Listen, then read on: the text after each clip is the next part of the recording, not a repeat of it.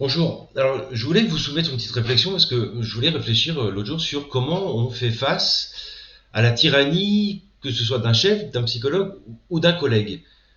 Et je voulais vous proposer justement un petit peu cette réflexion en disant d'abord que du coup, une équipe éducative, si on se base là-dessus, c'est un groupe de travail qui a un objectif commun, des interactions, des apports complémentaires de compétences et qui est traversé par des enjeux.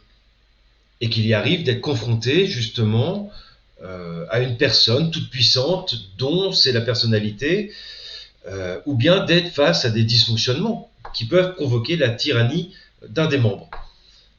Il faut aussi savoir que dans une équipe, divers statuts, rôles, fonctions cohabitent, ce qui démontre bien justement des modes de fonctionnement internes qui peuvent être autant positifs que négatifs. Et qu'entre les membres d'une équipe, des relations conflictuelles, et je pense qu'on le constate tous dans nos équipes, hein, ces relations conflictuelles ou de domination, d'emprise, voire de harcèlement, peuvent arriver. D'où l'importance, justement, à mon avis, d'avoir un cadre structurant, sécurisant. Et qu'en l'absence d'un tiers légitime, bah, chacun est abandonné à lui-même et où personne ne tranche du coup en cas de conflit. Et que cette carence, qui peut être aussi une carence de la direction, laisse aussi le champ ouvert aux affrontements entre adultes, au glissement, à l'émergence de fortes personnalités et aux prises de pouvoir. Et que l'encadrement, du coup, à mon sens, reste un rouage important pour éviter toutes ces déviances. Par sa proximité, sa manière d'animer, sa posture, son mode de leadership, en tout cas, à mon sens, le cadre influe sur l'action de l'équipe et de son travail. Il régule. D'un autre côté, indifféremment, je pense qu'un membre de l'équipe peut aussi se révéler naturellement tout-puissant, gourou, et que sa personnalité est là primordiale, charismatique. Il en impose ou elle en impose, et qu'il est même des fois question de charme. Et on peut parler même, dans certains cas, d'attachement aveugle à une foi, de soif de pouvoir, de rigidité d'une personne ne se remettant pas en question.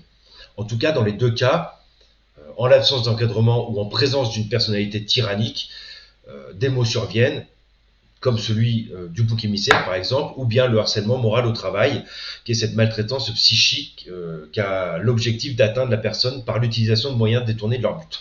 Bref, je pense qu'il est primordial du coup d'agir dans ces cas-là, justement, en libérant la parole, pour se libérer des enjeux affectifs entre les personnes, de se sortir des clivages et de conflictualiser. En utilisant des espaces tiers aussi, comme la supervision, qui est vraiment cet outil pour libérer les blocages et permettre toutes les expressions des difficultés. La formation professionnelle aussi, qui est importante, qui intervient également dans la gestion des crises et des dynamiques institutionnelles. Et qu'au-delà de ces espaces, en tout cas dans des situations de persécution, il faut noter, écrire ce qui se passe. En cas de harcèlement moral, apporter des preuves. Et là, ce sera à l'auteur d'expliquer pourquoi les faits qui lui sont reprochés ne sont pas constitutifs d'un harcèlement moral.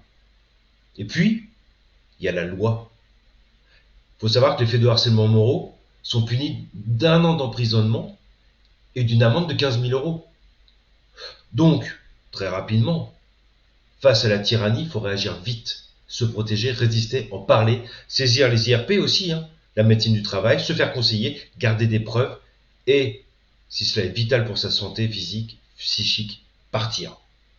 En tout cas, voilà, je pense qu'il est nécessaire d'être attentif à ce qui mobilise le groupe, que ce soit au niveau conscient ou inconscient, et que c'est effectivement en étant outillé que l'on peut repérer les différents dysfonctionnements d'une équipe quand ça dérape et que la violence est à l'œuvre. Voilà, voilà.